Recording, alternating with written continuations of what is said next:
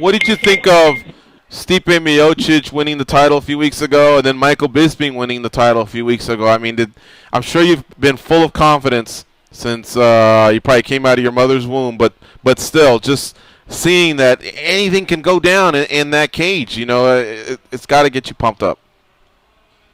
Like even when you put in a really good camp and you're at the utmost confidence, you see how the sport works.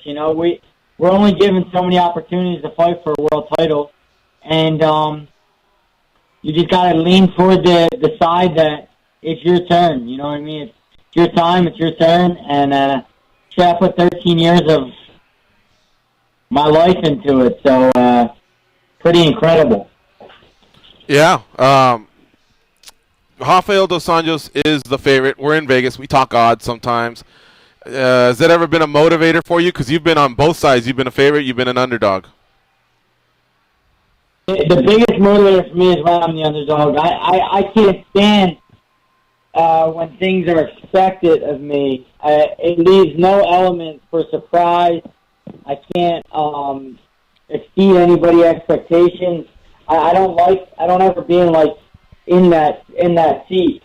I always done well as a dark horse, always done well as the underdog. I was a 3-1, maybe more against Pettis as well. I just I don't believe in that stuff. That's for the people who believe in statistics and the odds makers and the fans. That's for them people. I don't live in that world. When you left Bellator, I'm sure you had aspirations of fighting and winning a UFC belt.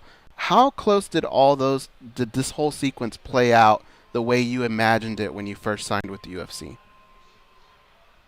I never imagined losing my UFC debut, so that was a huge that was an upset. Looking back, Cowboy, he's a super talent of a fighter, but fighting a guy who fought 5 times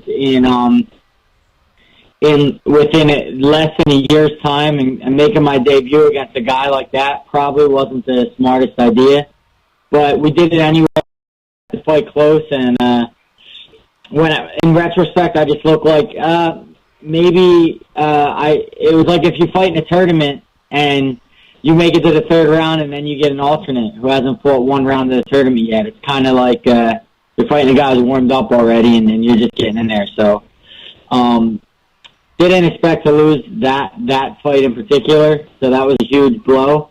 But just keeping my head about me and keeping my mind focused on the same goal that I had when I entered, which was look for the best guys that are in front of you, that are ranked ahead of you, and fight them. It was never in my mind to take a step backwards and rebuild myself and try to fight a top 30 guy and get a knockout. It was never in my mind. It was always, you came in here to fight the best guys in the world, so let's keep asking for them.